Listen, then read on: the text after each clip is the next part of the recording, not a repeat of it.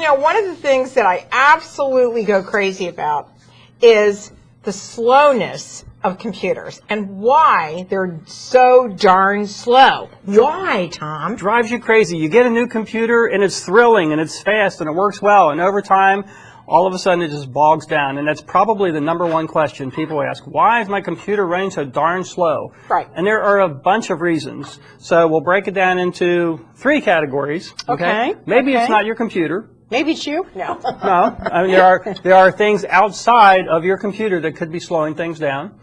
Maybe it is the hardware. It might be the motherboard or one of these components here. Right. Maybe it's software. And let's talk a few minutes about software. You know, so many people have a new computer, but they have crappy software, crummy software. They don't update their software. That's important. That's really important. It's important to update the software, but interestingly enough, that's also one of the things that slows it down. So okay. If you think about it, a lot of people may have bought a computer, let's say, 4 years ago. That's a long time ago in computer time, right? Well, I think most computers last about 5 years. 5 years, and then you have to scratch them? Well, then they either get too slow or the rest of the software world has passed it up. Okay. Okay. All right.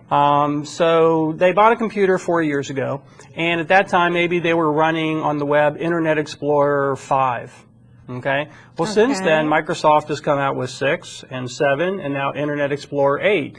Well, as time has gone on, the program has gotten bigger and bigger and bigger. Okay. Okay. Well, what happens when you launch that program? Like we talked about, you double-click, the program launches, it loads into memory. Okay? Again? Again. Every time. Every time. Every time. Okay. Well, your memory didn't change. That doesn't remember. You have to. Okay. But the amount of information that you're now putting into it, you know, instead of what we used to put in it with Internet Explorer 5, right, got bigger with 6, got bigger with 7, got bigger with 8, and all of a sudden there's just not as much room to work on that table. Remember, the memory is your workbench. Right, so you have to get more memory sticks? So you need to get more memory sticks. And where do you put them?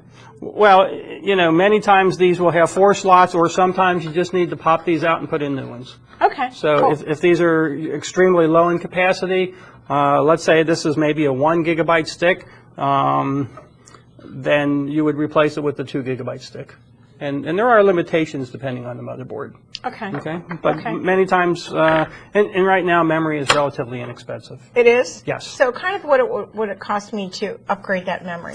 Oh, that's a tough question. I'm terrible at remembering prices. Are we talking hundreds, thousands? Even myself, I go to our website at www.fullercomputer.com to check memory, because memory is like oil. The prices change constantly. But typically, depending on how much, you're talking maybe 100 to 200 tops. Okay, tops. But that's important for you to have that extra memory, especially if you're working in big projects or whatever you're doing. Yes. Okay. Now, what's another reason why your computer is running real slow? Let's talk about some of the things that aren't the computer. So we'll say it's not your fault. Okay. Right? Okay. Let's say that you're on the internet. And while you're on the internet, your internet service provider is having difficulty, and the speed might be slow going to your internet service provider. If you have DSL, or digital subscriber line, which is what people get from the phone company, not from the cable company, but from the phone company, you get the DSL. The speed of that, actually, some of it is determined by how far away your location is from their central office. If you happen to be physically close to their office, you get better speed. If you're a mile or 2 away, it might be a little bit slower. Well, how do you know where they are? Most people don't.